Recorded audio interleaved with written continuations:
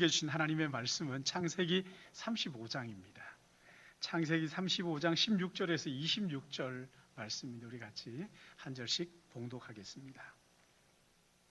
창세기 35장 16절에서 26절의 말씀 한 절씩 같이 교독합니다. 그들이 베델에서 길을 떠나 에브라스에 이르기까지 얼마간 거리를 둔 곳에서 라헬이 해산하게 되고 심히 고생하여 그가 난산할 즈음에 산파가 그에게 이르되 그가 죽게 되어 그의 혼이 떠나리 할 때 그의 아들의 이름을 베논이라 불렀으나 그의 아버지는 그를 베냐민이라 불렀더라. 라헬의 죽음에 에브랏 곧 베들레헴 길에 장사되었. 야곱이 라헬의 묘에 비를 세웠더니 지금까지 라헬의 묘비라 일컫더라. 이스라엘이 다시 길을 떠나 에델 망대를 지나 장막을 쳤다. 이스라엘이 그 땅에 거주할 때 르우벤이 가서 그 아버지의 첩 빌하와 동침하며 이스라엘이 이를 들었더라.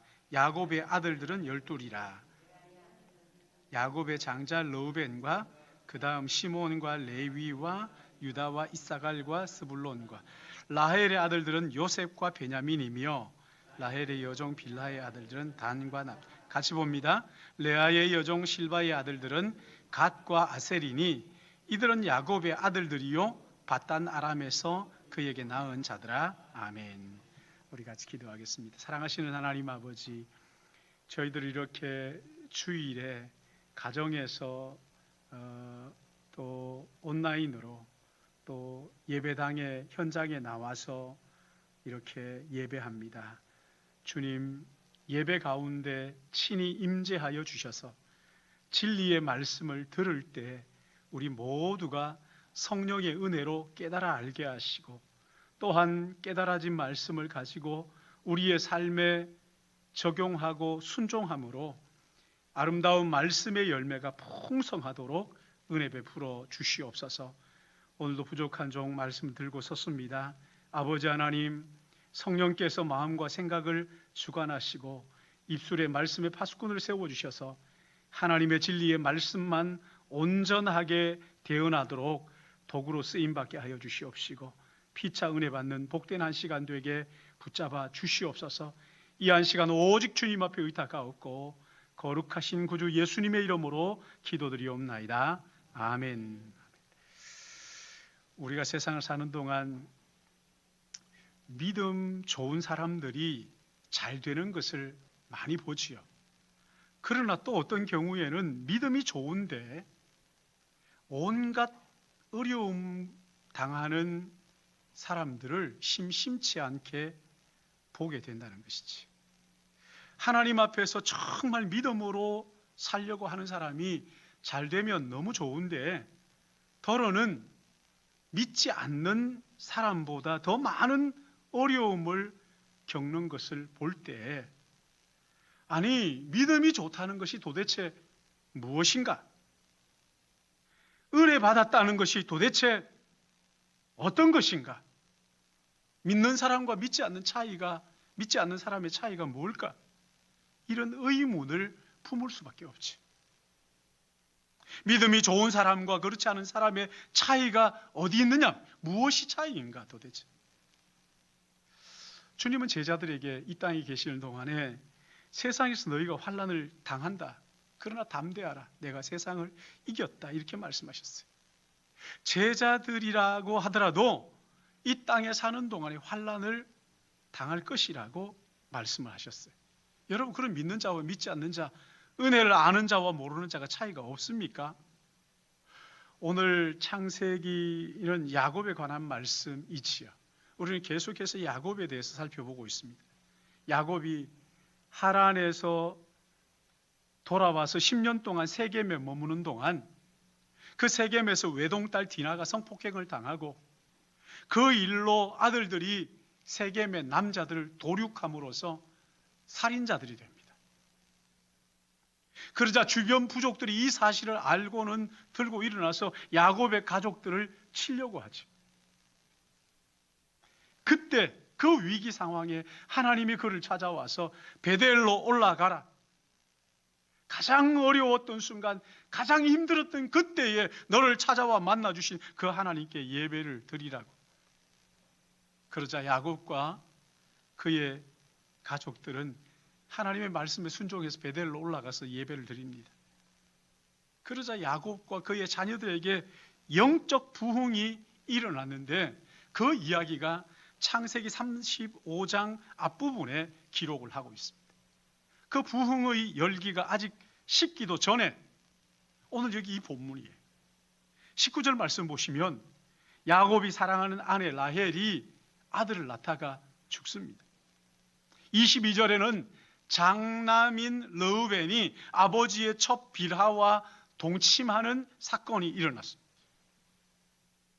영적 부흥이 아직 식기도 전에 왜 이런 일들이 일어나느냐고요. 아니, 영적 부흥이라는 것이 우리 현실의 삶에 도대체 어떤 유익이 있느냐? 이 의문에 대해서 오늘 성경이 우리에게 대답을 하고 있는 것입니다. 먼저는요, 첫 번째는 은혜를 아는 사람, 영적 부흥을 경험한 사람은 고난의 한복판에서도 희망을 버리지 않는다는 것이죠. 여러분, 은혜 받았다, 이것은 고난이 끝났다, 그런 이야기가 아닙니다. 고난 가운데서도, 고난의 한복판에서도 희망을 볼 줄 아는 안목이 열렸다는 거예요. 여기 16절 말씀을 보시면 야곱이 베델에서 제단을 쌓고 에브라스에 이르렀을 때 라헬이 해산을 하는데 아들이라고 말하지. 18절에 그가 죽게 되어 그의 혼이 떠나려 할 때 아들의 이름을 베논이라 불렀으나 그의 아버지는 그를 베냐민이라 불렀더라. 에브라스에서 라헬이 출산 중에 그만 죽게 되었는데 산파가 아들입니다, 걱정하지 마십시오, 그렇게 할 때 베논이라고 말하는 거예요. 그러자 아버지 야곱이 베논이가 아니라 베냐민이라고 고쳐 불렀다는 것이지. 여러분, 여기 베논이라는 것은 벤 아들, 오니라는 것은 슬픔, 나의 슬픔의 아들, 나의 고통의 아들, 슬픔의 아들이라는 것이고, 벤 아들, 야민, 아민이라는 것은요, 오른손, 그러니까 오른손의 아들, 슬픔의 아들이 아니라 오른손의 아들이다, 이렇게 고쳐 불렀다는 것이지. 라헬이 베논이라고, 슬픔의 아들이라고 부른 그 이유를 우리는 알 듯하죠. 12명의 형제가 있지만 다 이복 형제들입니다. 그 이복 형제들 속에서 엄마 없이 앞으로 그 치이면서 자라야 될 아이를 생각할 때 참 슬프다. 그래서 베논이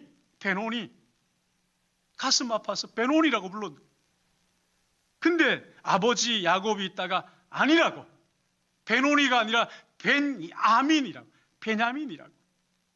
여러분, 왜 그렇게 고쳐 불렀을까요? 야곱이 베델에서 하나님을 만난 후에 야곱이 인생을 보는 눈이 바뀐 거예요. 달라진 거예요. 고통의 한복판에서 그 고통을 바라보는 눈이 달라진 거예요. 형을 피해서 빈손으로 하란으로 갔다가 돌아올 때 거부가 되어 돌아오잖아요. 홀로 떠났다가 가족들을 데리고 돌아오잖아요. 둘째로 태어났지만 하나님께서 장자의 명분을 회복시켜 주셔가지고는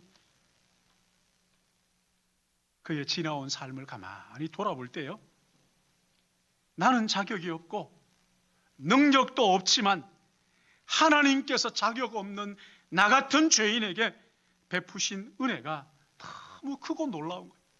하나님의 은혜가 아니면 오늘 내가 여기에 이를 수 없다. 이 아들에게도 베논이 슬픔의 아들이라고 할 것이 아니라 베냐민이라고 해서 하나님이 나와 함께 하셨던 그 하나님이 이 아들과 함께 하신다면 베논이 슬픔의 아들이 아니라 권세 있는 아들, 오른손의 아들이 될 것이라고 하는 신앙 고백이 아이의 이름 속에 담겨져 있는 것이죠.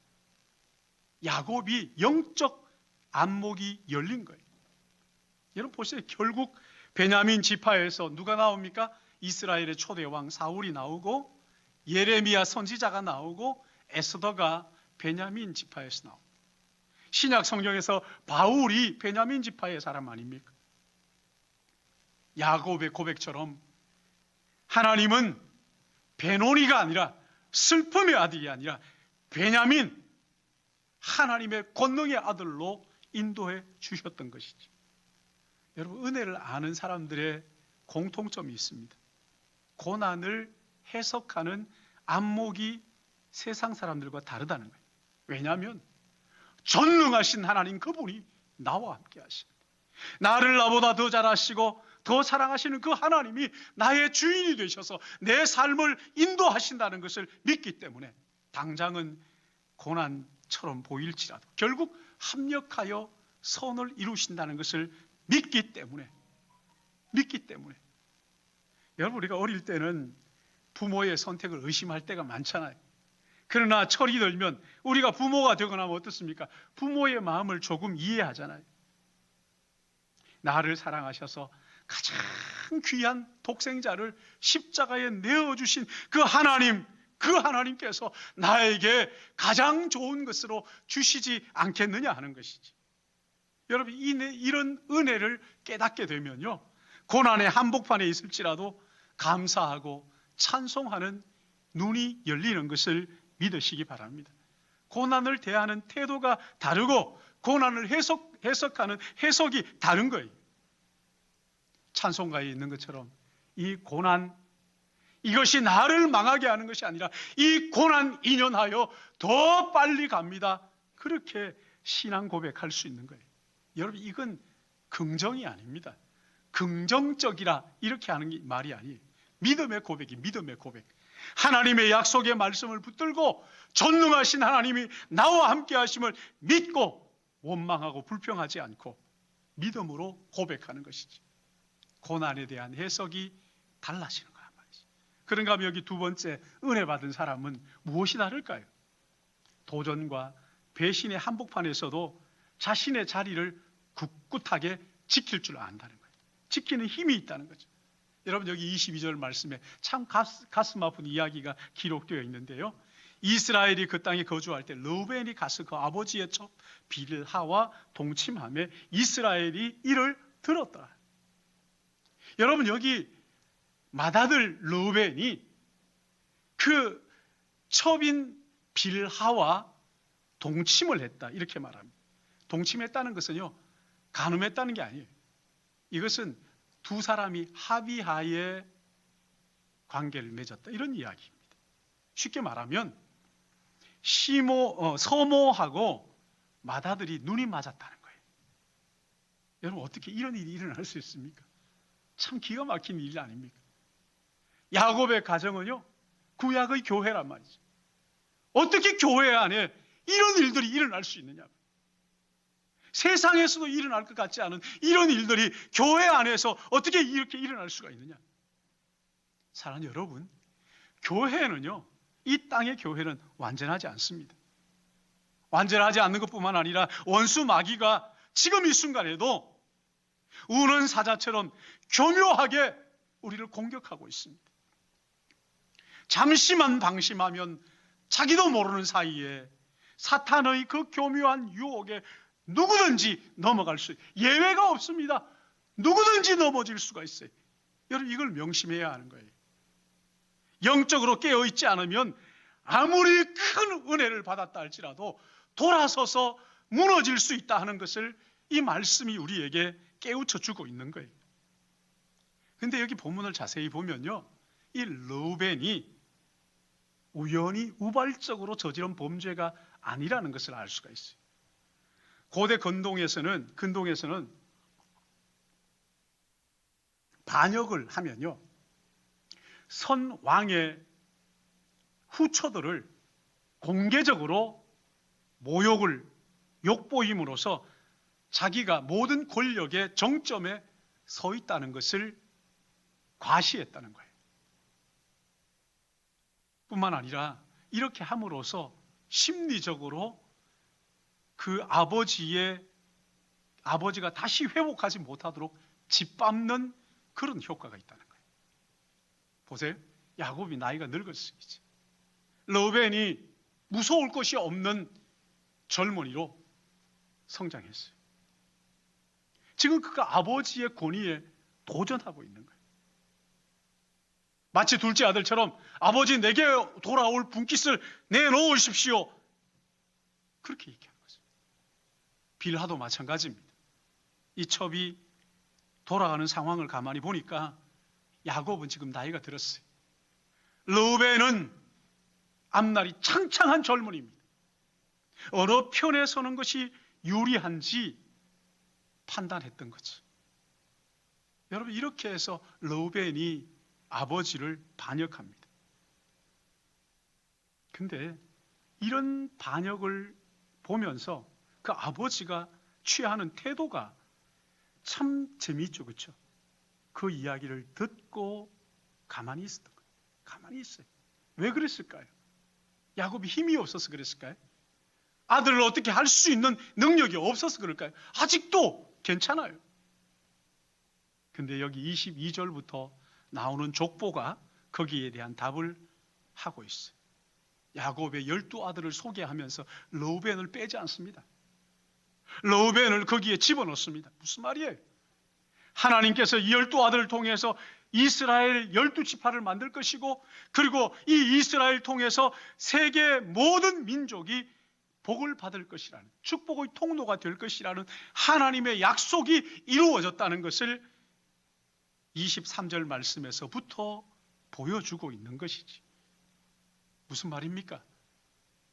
누가 중간에서 어떤 장난을 치더라도 하나님의 약속은 인간의 반역 속에서도 하나님의 역사는 반드시 이루어진다는 것을 우리에게 보여주고 있는 거잖아요. 내가 보잘것없고 시시하게 보일지라도 나 같은 것을 통해서도 하나님의 역사는 반드시 이루어진다 하는 것을 여기서 보여주고 있는 거예요. 하나님께서 베델에서 야곱에게 언약을 주신 것이 35장 11절에 나오잖아요.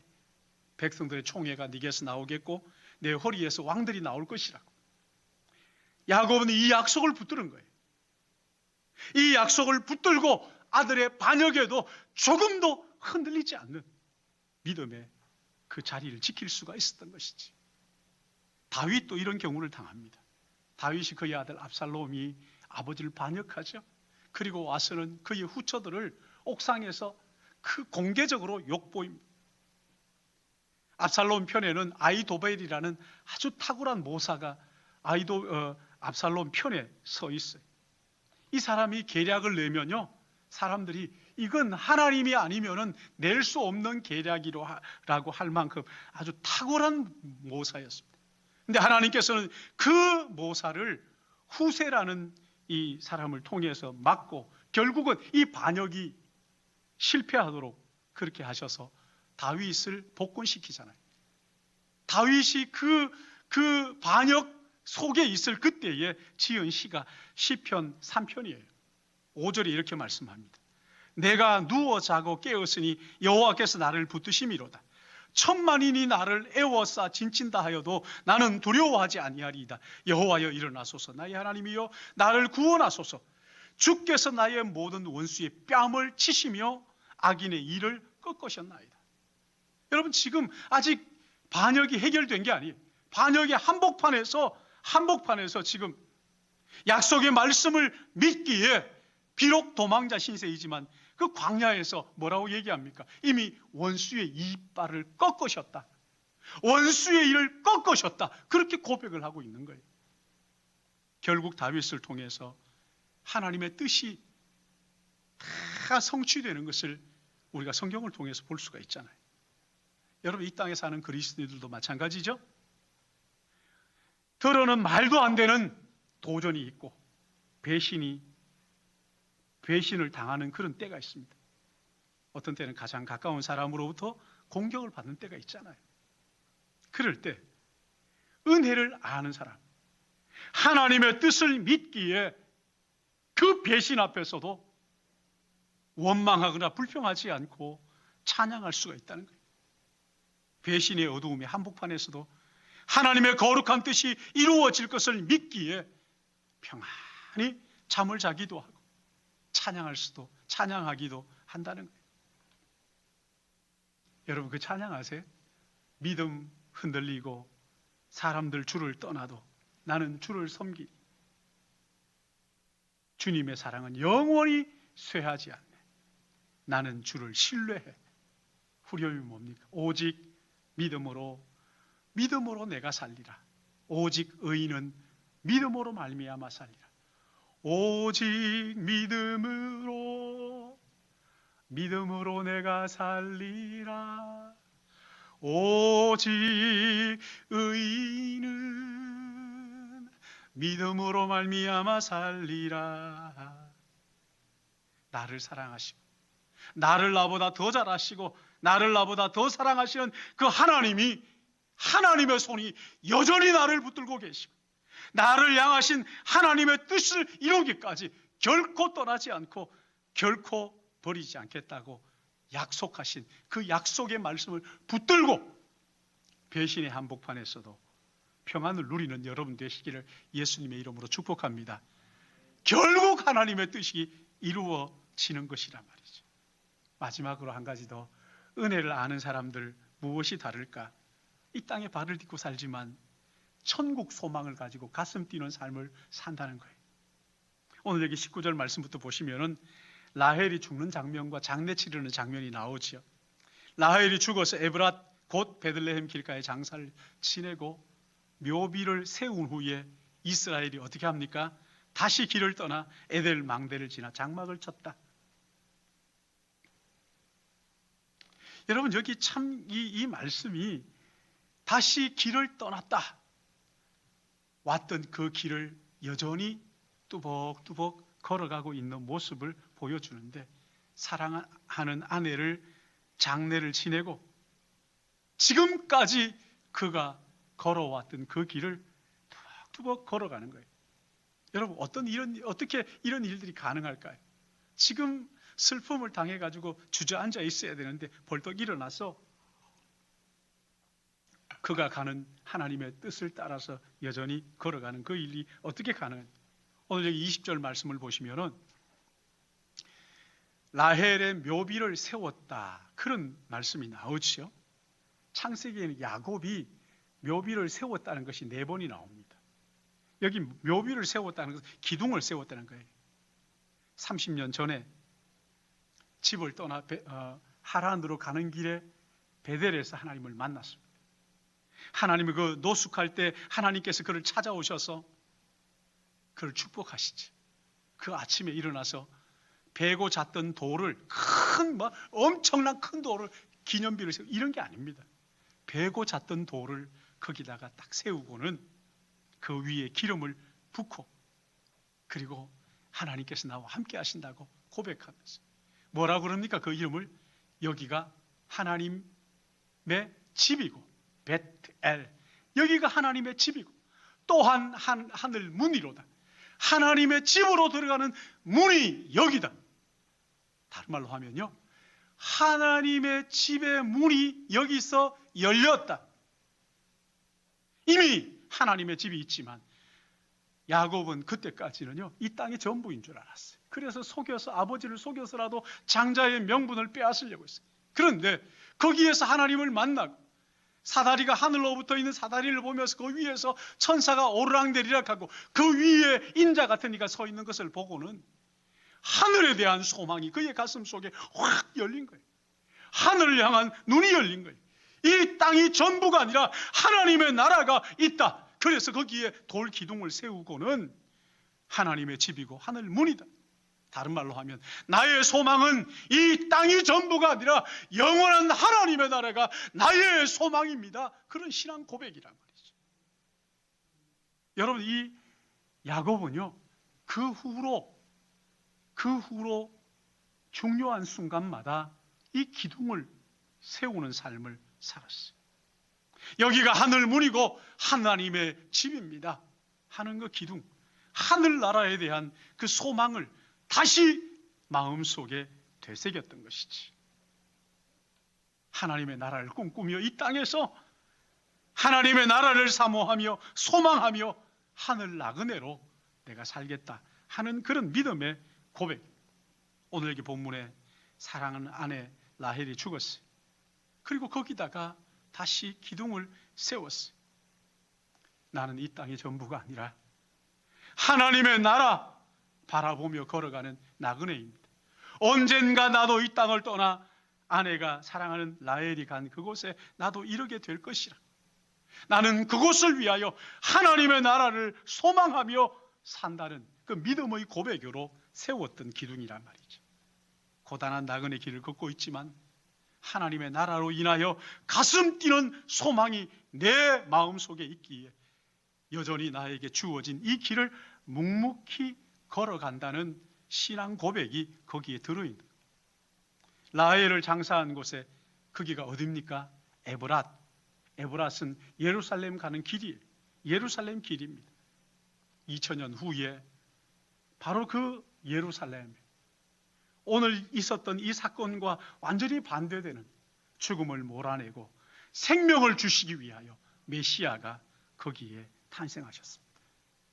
그 당시 이스라엘의 상황은 나라를 잃고 로마의 통치 아래서 말로 다 표현할 수 없는 압제와 폭정에 시달리고 있었어요.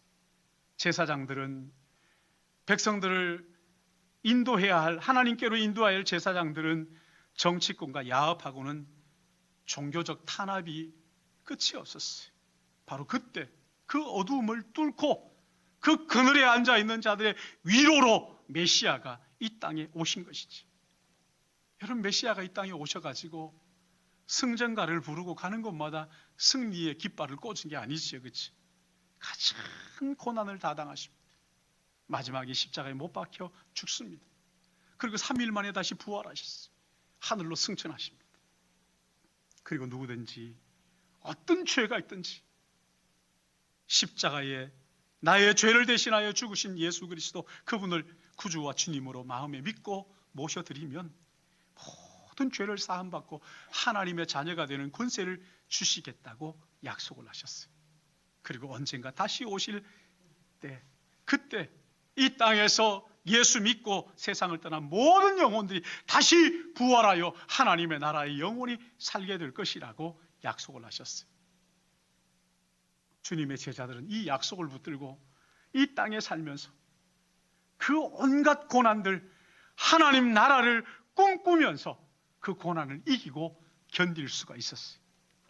지금 여기 야곱은 에브랏의 사랑하는 아내 라헬을 묻고 하나님 나라에 소망하면서 찬양하며 자기의 길을 걸어가고 있어요. 그렇다면 여러분, 오늘 우리는 어떻게 살아야 할까요? 예수 그리스도를 믿음으로 거듭난 하나님의 은혜가 무엇인지 알고 하나님 나라를 아는 우리는 이 땅에서 어떻게 살아야 할까요?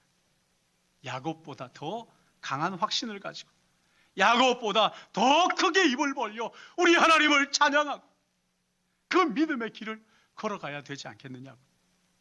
야곱은 기둥을 세웠지만 우리는 기둥보다 더 확실한 성령이 주시는 그 확신을 가지고 믿음으로 고백하며 이 믿음의 길을 걸어가야 되지 않겠느냐고. 은혜를 아는 사람들은 중요한 순간마다 인생의 좌표를 다시 확인하는 거예요.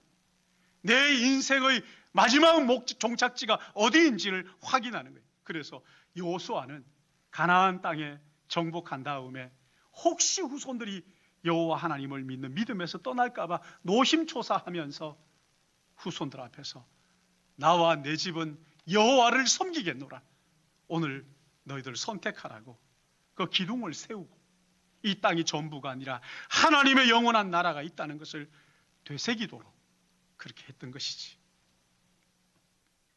다시 복음으로라는 책을 쓴 그 YM 선교단체 출신인 김용의 선교사님이 있어요. 이분은 술집 아들로 태어났대요. 아버지가 술만 취하면 새벽 1시, 2시에 들어와가지고 자는 애들 다 흔들어 깨워가지고는 앉혀놓고 잔소리를 쏟아내는 거예요. 그리고는 엽총을 가져다가 실탄을 장전하고 아이들 가슴에 대면서 너하고 나하고 죽자고, 같이 죽자고, 그렇게 위협하는 통에 하루도 행복할 날이 없었대요. 중학교 2학년 때 아버지가 돌아가시고 그리고 아버지를 떠나 집을 떠나서 멀리 갔어요. 근데 어느 날 교회를 가게 되었어요. 교회를 가서 복음을 들은 거예요. 자기는 항상 나는 재수 없어서 술집 아들로 태어나가지고 이렇게 불행한 삶을 산다고 생각을 했는데, 그날 설교의 목사님이 하나님께서 당신을 사랑한다. 얼마나 사랑하느냐? 독생자 아들 예수를 십자가에 내어주고 너를 건질 만큼 품에 있는 아들을 너를 대신하여 저주의 십자가에 내어주고 그 십자가 아래서 떨고 있는 너를 가슴에 품었다고. 그래서 너는 그 아들만큼이나 소중한 존재라고. 그 이야기를 듣는데 마음이 뜨거워지고, 한 번도 그런 얘기를 들어보질 못했는데, 나는 재수 없어서 술집 아들로 태어났는데. 그러자 이 사람이요, 도대체 하나님이 어떤 분인데 나 같은 죄인을 사랑한단 말이야. 집에 가서 성경을 읽기 시작합니다. 성경에서 예수 그리스도를 만나요. 복음이 무엇인지를 깨닫게 됩니다. 그러자 내 평생 아무것도 가지지 않겠다, 하나님의 복음을 전하는 선교사로 살겠다고 평신도 선교사로 서약을 했습니다. 그리고 아들, 딸 5을 낳았는데 전부 다 선교사로 보냈어요. 다 선교사로 봐줘. 장남인 충성군이 서부 아프리카에 있는 작은 나라에 선교사로 갔어요. 유럽에 복음을 전하러 갔다가 오는 길에 아들 생각이 나서 잠깐 아들에게 들렸는데, 그 아프리카 사람들하고 같이 공동체 생활을 하니까 몰골이 말이 아닌 거예요. 돌아오는 길에 발이 떨어지지 않더랍니다. 마침 그날이 또 그 큰아들의 생일이었대. 그래서 뭐 없나 보니까 종이 한 장 있어가지고 거기에다가 걸쩍걸쩍 썼대. 사랑하는 아들아, 우리 땅 끝에서 죽어 하늘 한복판에서 만나자. 그렇게 카드를 보냈대. 얼마 지나자 답장이 왔어요. 아버지, 고맙습니다. 저는 이제 지구촌 마지막 테르국으로 선교지를 옮기려고 합니다. 아버지, 땅 끝에서 죽어 하늘 한복판에서 만나요. 아버지가 오열을 합니다. 사랑하는 여러분, 은혜 받았다고 용불 빼는 재주가 있는 게 아니에요. 은혜 받았다고 고난이 피해가는 것이 아니란 말이에요. 그러나 은혜 받은 사람은 고난을 해석하는 해석이 다른 거예요. 고난의 한복판에서도 하나님의 약속을 붙들고 신뢰하며 사는 거예요. 비록 이 땅에 발을 딛고 살지만 하나님 나라의 마음을 두고 그 나라를 소망하고, 육신은 비록 쇠하여질지라도 이것 때문에 내가 한숨 짓는 것이 아니라 영원한 하나님의 나라, 그 소망이 있기에 그 하나님의 나라에 마음 두고 쇠하여가는 육신을 보는 것이 아니라 날로 새로워지는 영혼을 바라보며 하나님을 찬양하며 살아가는 것이죠. 사랑하는 여러분, 이런 은혜가 이 추석 명절 가족들을 만나야 하는 우리 모든 믿음의 가족들의 가슴에 뚜렷하게 선명하게 새겨지기를 주님의 이름으로 축복합니다. 기도하겠습니다. 사랑의 하나님 아버지, 참 은혜 받았는데, 구원 받았는데, 하나님의 사랑이 무엇인지 아는데도 여전히 우리의 인생에 어려운 이 고난들은 떠나지 않고 여전하지만, 그러나 주님, 고난은 똑같지만 내가 변하여 고난을 해석하는 눈이 다르고, 또한 그 한복판에서 하나님을 끝까지 신뢰하며 이 땅이 아니라 하나님 나라를 바라보며 쇠하여 가는 육신의 한숨 짓지 않고 날마다 새로워지는 더 가깝고 더 가까운 주님의 나라를 소망하며 그 나라를 바라보며 살아갈 수 있도록 우리를 인도하여 주시니 감사합니다. 우리 믿음의 권속들에게 주께서 은혜 위에 은혜를 더하여 주심으로 그 하늘 소망을 가지고 이 땅에서 날마다 감사하고 찬양하는 우리 믿음의 가족들에게 은총을 더하여 주시옵소서. 주님, 이 시간 우리 하나님 앞에 나와 귀한 예물을 구별하여 우리의 삶과 함께 주께 드리기 원합니다. 억지로나 인색함이 아니라 즐거운 마음으로 주께로 왔사오니 주께 드립니다 고백하며 우리의 고백을 주께 드리게 하여 주시기를 간절히 바라옵고 거룩하신 구주 예수님의 이름으로 기도드리옵나이다. 아멘. 우리 찬송가 213장 1절, 4절, 5절 찬양하시면서 준비하신 예물 하나님 앞에 드리시겠습니다.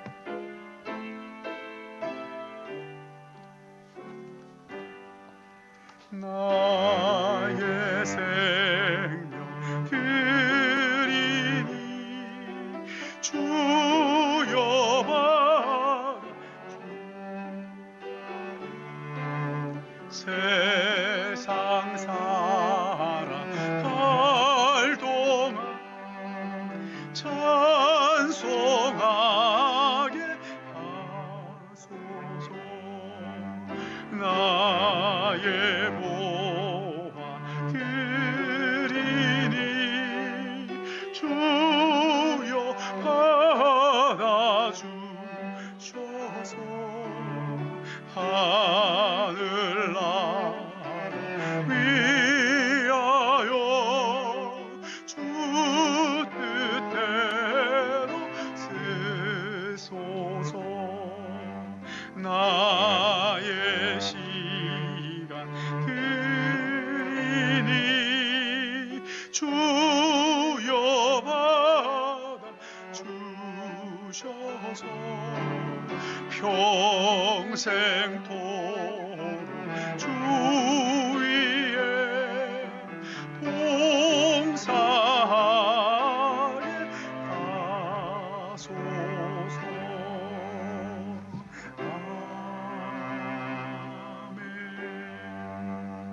아멘. 거룩하신 하나님 아버지, 이 시간 우리를 불러 예배의 자리로 인도하시고 또 진리의 말씀을 듣게 하시고 우리의 마음속에 말씀을 깨달을 수 있도록 은혜 주신 것 감사합니다.